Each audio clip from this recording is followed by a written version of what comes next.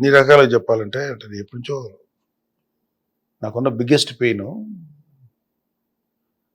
నేను మా నాన్నకి సరిగ్గా ఏవి అంటే ఆయనకి సరిగ్గా రెస్పాండ్ కాలేదని వచ్చింది ఇప్పటికి. ఎందుకంటే అదే బహుశా అది మోస్ట్ ఆఫ్ ద సన్స్ కూతుళ్ళు కొడుకులు ఎవరైనా చిల్డ్రన్కి they always respect love prefer mother first point.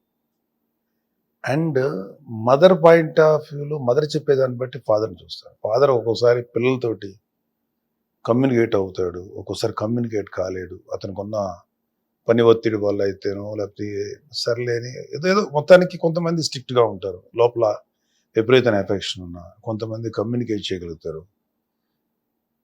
ఇవన్నీ ఉంటేగా చాలామందికి. ఎందుకంటే ఫాదర్ ఎప్పుడు పిల్లలకి కొంచెం భయపడే ఫిగర్ అంటే ఇంట్లో కమాండరు. అదే కమాండర్ అని కాదు, ఇతను ఒక కొంచెం టఫెస్ట్ పర్సన్ కింద పిల్లలకి ట్రీట్మెంట్ ఫీల్ అవుతుంది. కొంతమంది ఫాదర్స్ ఉంటారు, లవ్లీగా ఉంటారు. బట్ చాలామంది ఫాదర్స్ మరి మాకైతే చిన్నప్పటి నుంచి ఒక జనరేషన్ కదమ్మా, మా జనరేషన్ రోజు వస్తాయి.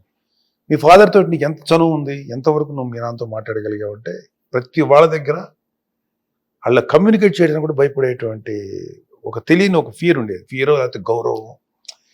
అది దానివల్ల ఏంటంటే అసలు మనం ఫాదర్ దగ్గర మా నాన్న దగ్గర నాన్న ఇది నాన్న అని ఎక్స్ప్రెస్ చేయడానికి కూడా కొంత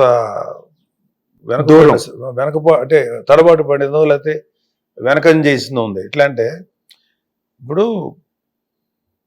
మా mother with all my due respects ప్రతి వాళ్ళు మదర్ని ఇష్టపడతాం. అవును. సో మా నాన్న కొంచెం టఫ్ నేచర్లోనే కొంచెం టఫ్ పర్సన్.